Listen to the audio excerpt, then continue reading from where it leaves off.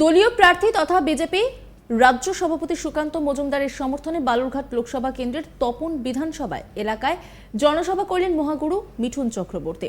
শুক্রবার 19 এপ্রিল মিঠুনকে দেখার জন্য তপনের রাস্তায় হাজার হাজার মানুষকে দাঁড়িয়ে থাকতে দেখা যায়।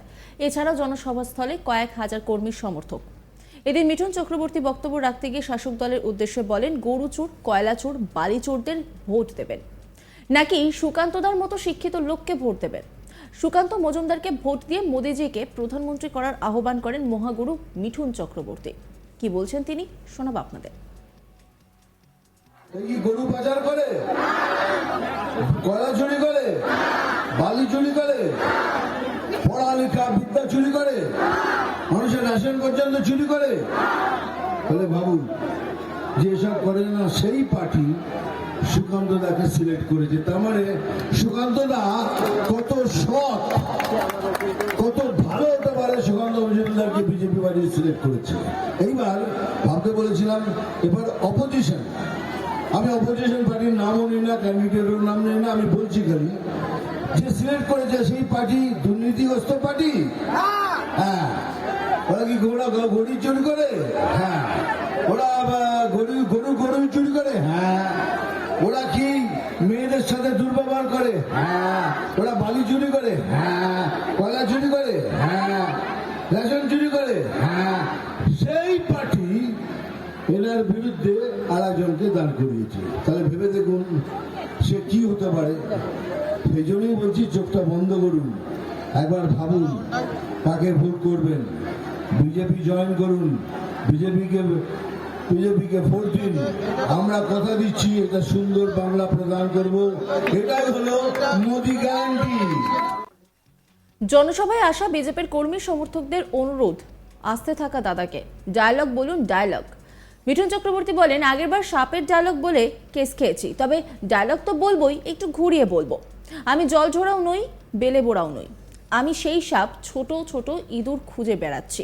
কি বলছেন মিঠুন চক্রবর্তী শোনাবো আপনাদের। এই ডায়লগটা বলার জন্য, ওই যে সেই সাপের ডায়লগটা বলার জন্য আমার উপর কেস করেছিল। ওরা নাকি সেই ডায়লগ দিয়ে আমি নাকি হিংসা প্রচার করে বেড়াচ্ছি। তাহলে ভেবে দেখ, তাহলে ডায়লগ তো বলবো, ওই ডায়লগটা আমি ঘুরিয়ে বলছি। আমি জল ডোরাও নই, ফেলে বোড়াও নই, আমি সেই সাপ যে ছোট ছোট ইঁদুর খুঁজে বেড়াচ্ছি। এটা তো বলতে হবে, মারবো এখানে বল। নতুন করে শোন, চিমটি কাটবো এখানে, লাল পিঁপড়ের ওপর চলবে এখানে সেখানে সেখানে। নাম তুফান, বছরে এক আধবার আসি, এবার বারবার আসবো আমার এই ভাই বোনদের সাথে দেখা করতে। আমি খবর পড়ি না, আমি খবর দেখি না, আমি শুধু খবর তৈরি করি। ভালো থাকবেন। সুকান্দার মতো মানুষ পাবেন না। অনেকদিন ধরে আমি ওনার সাথে ঘুরেছি। একটা ভদ্রলোক, সুন্দর লোক, মানুষ, তাকে বারবার করে জিতিয়ে আনুন। এই নিয়ে একটি রিপোর্ট তুলে ধরেছেন আমার কলিগ, দেখাবো আপনাদের। গতকাল মিঠুন চক্রবর্তী, মহাগুরু মিঠুন চক্রবর্তী বালুরঘাট লোকসভা কেন্দ্রের সুকান্ত মজুমদারের সমর্থনে প্রচারে আছেন। সুকান্ত মজুমদারের সমর্থনে কালকে তপন হাই স্কুল মাঠে জনসভা করেন মিঠুন চক্রবর্তী। মিঠুন চক্রবর্তী দেখবার জন্য তপন এলাকাতে হাজারে হাজারে লোক দাঁড়িয়ে রয়েছে। এবং মানে দেখার বিষয় যেটা হচ্ছে যে বালুরঘাট লোকসভা কেন্দ্রে অনেক তাবড় নেতারা এখানে কিন্তু সভা করে গেছেন। তাদের যা সভাতে যা জনসংখ্যা বা যা লোক এসেছিল তার চাইতে অনেক বেশি লোক এসেছিল মিঠুন চক্রবর্তী এই জনসভা দেখবার জন্য। তো এখনো দেখা যাচ্ছে মিঠুন চক্রবর্তীর ক্রেজ যে এই বালুরঘাট শহর বা এই ধরনের এলাকাগুলোতে আছে, তা কালকে প্রমাণ দেখা গেল। মিঠুন চক্রবর্তী কালকে তপনের সভামঞ্চ থেকে সুকান্ত মজুমদারের সম্বন্ধে বলেন যে সুকান্ত দা খুব ভালো লোক, সুকান্ত দাকে আপনারা ভোট দিন।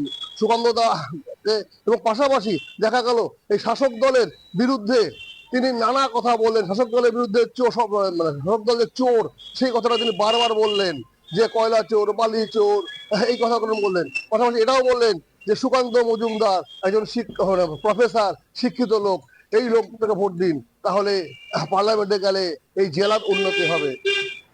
এরপরে মিঠুন চক্রবর্তীর ডায়লগ শুনবার জন্য সকলেই যখন আহ্বান করালো, মিঠুন দা ডায়লগ বলুন, মিঠুন চক্রবর্তী সেই ডায়লগ, যদিও তিনি ডায়লগটা ঘুরিয়ে বললেন, বলে না আগের বারে সাপের ডায়লগ বলে কেস খেয়েছি ভাই, এবার ডায়লগটা একটু ঘুরিয়ে দিই।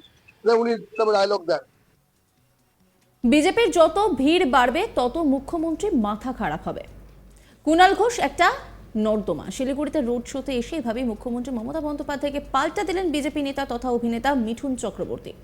প্রসঙ্গত, দার্জিলিং লোকসভা কেন্দ্রের বিজেপি প্রার্থী রাজু বিস্তার সমর্থনে শিলিগুড়ির গুরুং বস্তি মোড় থেকে শ্রীগুরু বিদ্যামন্দির স্কুল পর্যন্ত রোড শো আয়োজন করা হয় বিজেপির তরফে।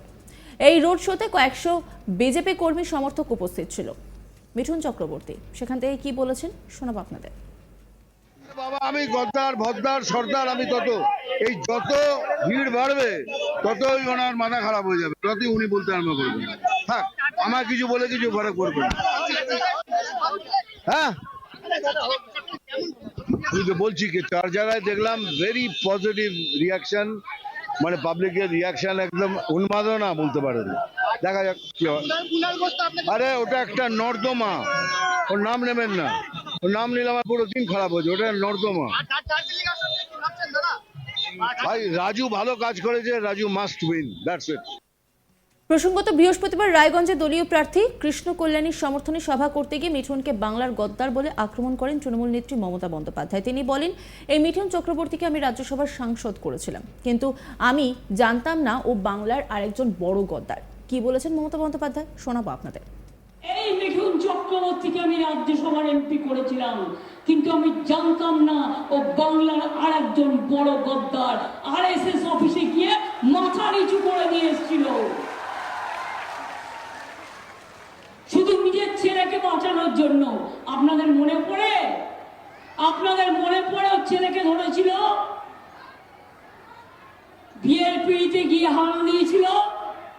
সেই ভয়ে রাতারাতি গদ্দার চলে গেল মুম্বাইতে আরএসএস এর অফিসে, আর গিয়ে বলছে আমি বিজেপির সেবক আছি। এরপরে কিন্তু প্রতিবাদ করেছেন বিজেপির নেতারা। বিরোধী দলনেতা শুভেন্দু অধিকারী তিনি কি বলেছেন শোনাবো আপনাদের। সবচেয়ে বড় গদ্দার মমতা ব্যানার্জি, উনাকে কেউ চিনত না, রাজীব গান্ধী চিনিয়েছে। রাজীব গান্ধীর পিছনে প্রথম ছুরি মেরেছে, ফেউ ফেউ করে রাস্তায় ঘুরছিল, কংগ্রেস তাড়িয়ে দিয়েছিল। আশ্রয় দিয়েছে অটল বিহারী বাজপেয়ী ভারতরত্ন।